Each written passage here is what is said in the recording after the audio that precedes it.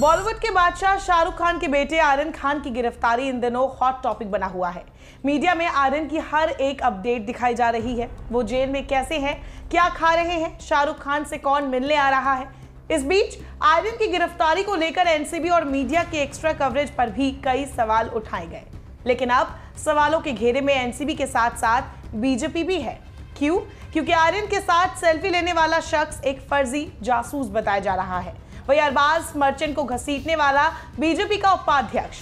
ये तस्वीरें कई सवाल खड़े करती है कि आखिर गिरफ्तारी के वक्त बीजेपी कार्यकर्ता वहां क्या कर रहा था।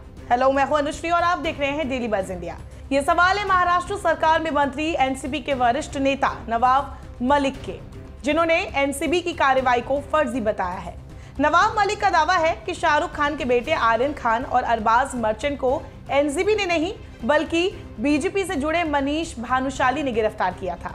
नवाब मलिक ने प्रेस कॉन्फ्रेंस में कहा कि एनसीबी की इस कार्रवाई में बीजेपी का हाथ है और ये गिरफ्तारी पूरी तरह से राजनीति से प्रेरित है।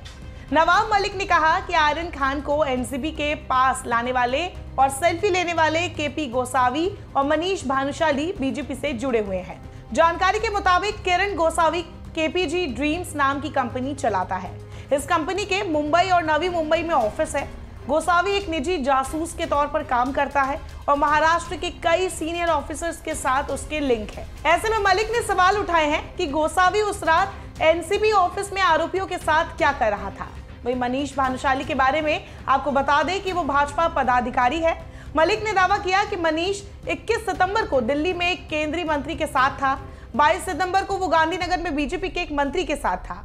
उन्होंने भानुशाली के सोशल मीडिया प्रोफाइल का हवाला देते हुए कहा कि वो खुद को बीजेपी का उपाध्यक्ष बताता है। रिपोर्ट्स बताते हैं कि मुंबई के डोंबिवली में रहने वाला मनीष 2012 तक भाजपा का कल्याण जिला उपाध्यक्ष था। हालांकि तब से वो कोई पद संभाल नहीं रहा है, लेकिन कार्यकर्ता के तौर पर वो एक्टिव है। नवाब मलिक ने पूछा, आखिर एक भाजपा का नेता आर्यन खान को घसीटकर अपने साथ ले जा रहा है, इस पर एनसीबी जवाब दे। नवाब मलिक ने गोसावी और भानुशाली के जरिए बीजेपी पर एनसीबी के जरिए बॉलीवुड और फिल्म इंडस्ट्री को बदनाम करने का आरोप लगाया है।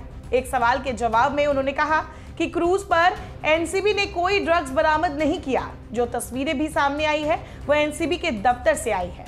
इन आरोपों के बाद खुद मनीष भानुशाली और एनसीबी ने सामने आकर सफाई भी दी है और इन सवालों को बेबुनियाद करार दिया है। इस मुद्दे पर बीजेपी नेता मनीष भानुशाली का कहना है, मैं बीजेपी का कार्यकर्ता हूं। क्रूज पर होने वाली इस पार्टी की जानकारी मुझे मिली थी, जिसकी जानकारी मैंने एनसीबी को दी थी और एक विटनेस के तौर पर मुझे एनसीबी दफ्तर भी बुलाया गया था।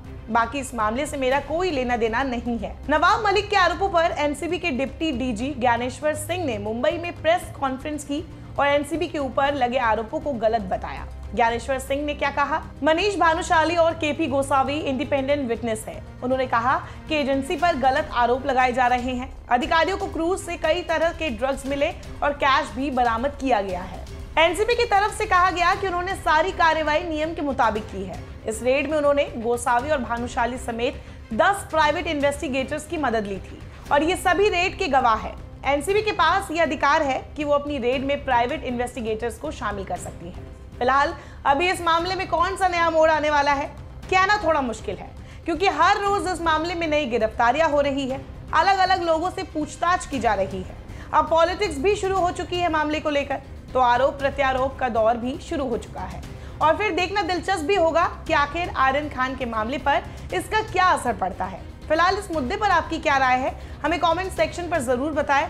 लेकिन उससे पहले अगर आपने हमारे चैनल को सब्सक्राइब नहीं किया है तो जल्दी से सब्सक्राइब करें, साथ ही डेली बज़ इंडिया की सारी नोटिफिकेशंस के लिए बेल आइकन बटन को भी प्रेस करें।